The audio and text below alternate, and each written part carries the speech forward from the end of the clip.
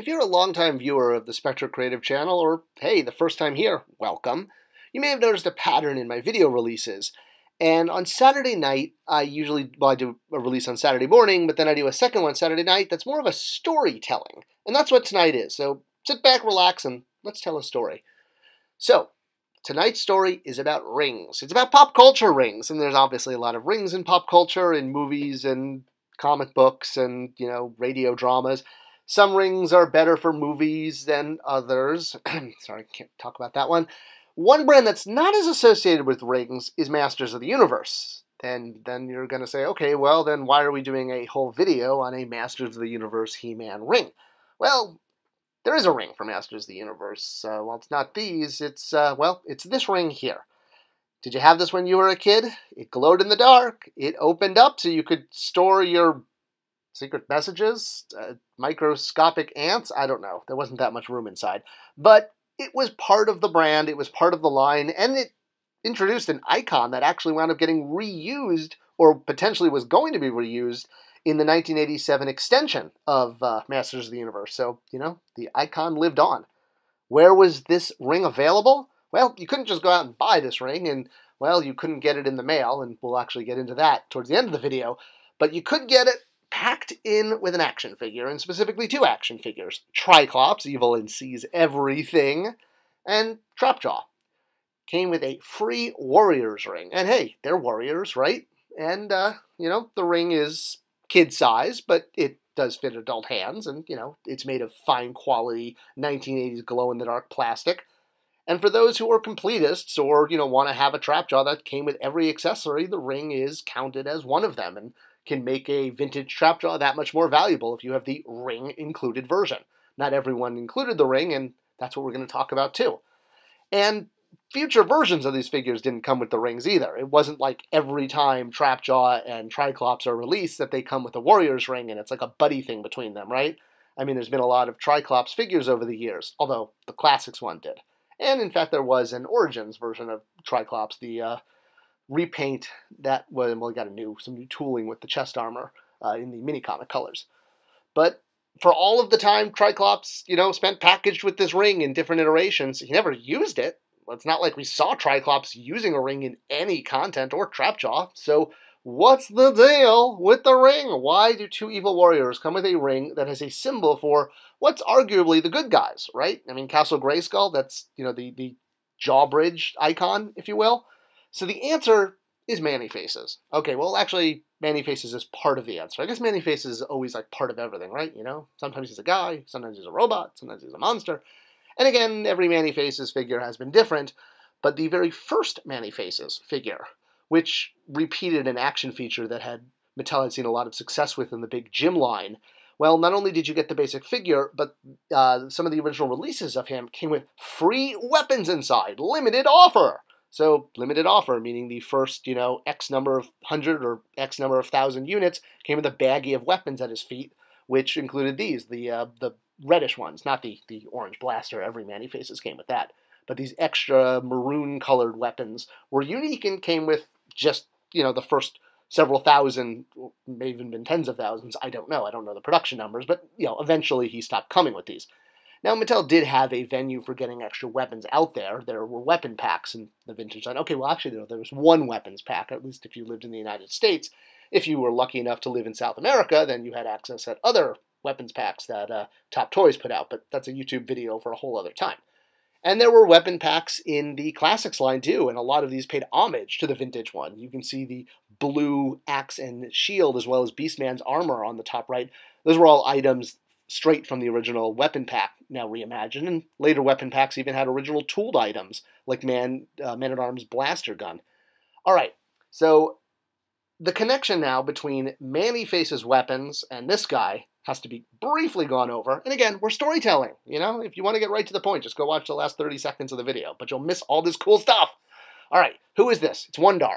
Who is Wondar? Well, until recently, he was just a mystery, but he's now shown up in Revelations as a legitimate character, which was kind of the whole point of doing him in Classics.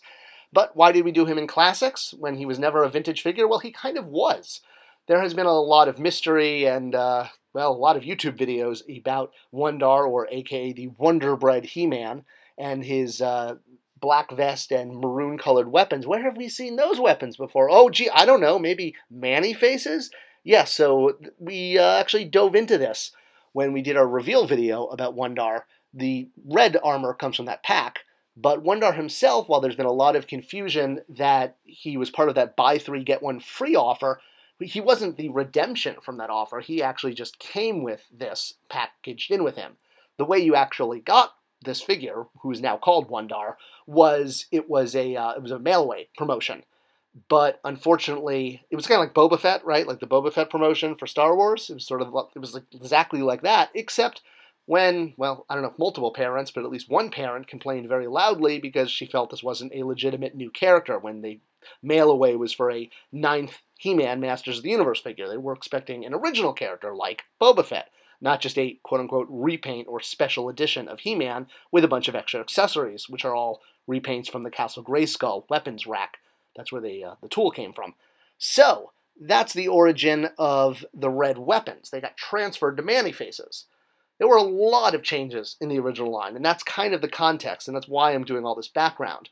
The original line between 82 and 83 went through so many changes, not just name changes, but sculpt changes and character additions and subtractions, and that was a big reason for sort of some of these, like, kind of, well, changes. Like, where's Zodak here? He was not part of the original line, and you'll also notice that Teela doesn't have her snake armor in this promotional image, showing all of the 1982 original items. The reason Zodak wasn't pictured there is because he wasn't part of the 1982 line until very, very late in the game. Sales was promised 8 characters with a 9th mail-away figure, which became the Wondar figure. And Teela was originally going to be 2 different female figures. But looking at sales data and realizing female figures have a hard time selling, the character that was at the time just being called the Warrior, which wound up being Teela, and a second character, the Goddess, were combined into one release with the idea that placing the armor on her head, she was the Goddess, and taking it off, she was Teela. She represented 2 completely different characters that you could buy in the same pack, kind of like getting an alternate head in Marvel Legends. That's a different character, like Nick Fury came with, like a generic S.H.I.E.L.D. agent head. So, that used the same body. All right, what am I talking about all this when we're really just supposed to be talking about a ring? Well, much like Man-Face's leftover weapons were left over from the Wonder Bread He-Man. He wasn't from Wonder Bread. That name is not true. It's the final sort of piece of the puzzle is the fan clubs.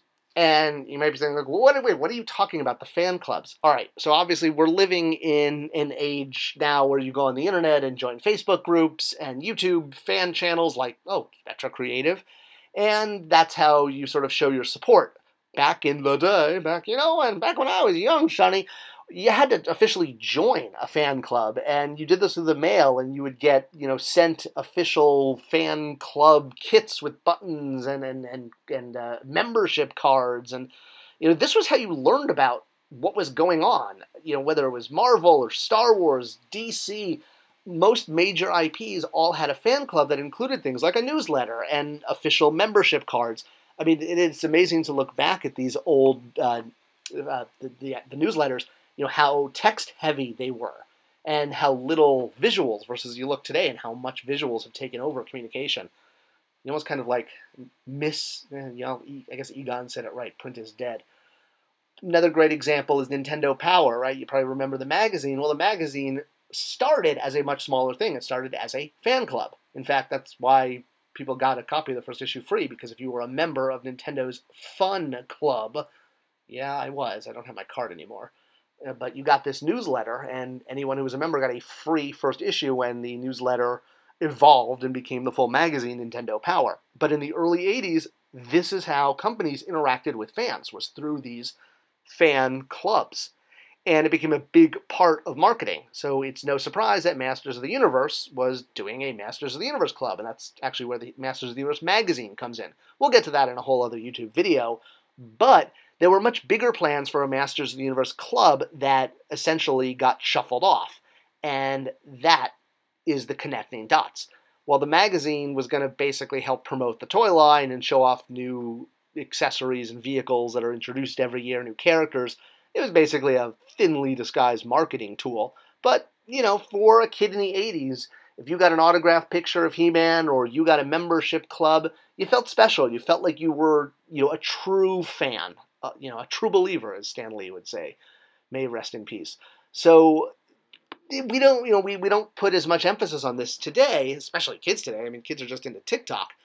And the way fans were going to show they were members of the Masters of the Universe fan club was with their Warrior ring. The idea was, in lieu of a card, they were going to get a ring. And much like Man-E-Face's weapons became his once the Savage He-Man promotion basically fell apart after PR issues, well, they still had all of these weapons. And last-minute changes, essentially the counterpoint to that, the yin to the yang, if you will, is last-minute solutions. Because when you wind up with all these extra weapon accessories you can't do anything with because you can't ship them with the figure because the promotion's been canceled, well, you shove them with Man-E-Faces. And that's exactly how he got the weapons. It was a solution to a last-minute change. And boy, does the toy industry have a lot of those. So, Klops getting a ring, essentially next-in-line effect. Basically, much like Man-E-Faces was the next figure that was going to go into production and got the leftover accessories, that's how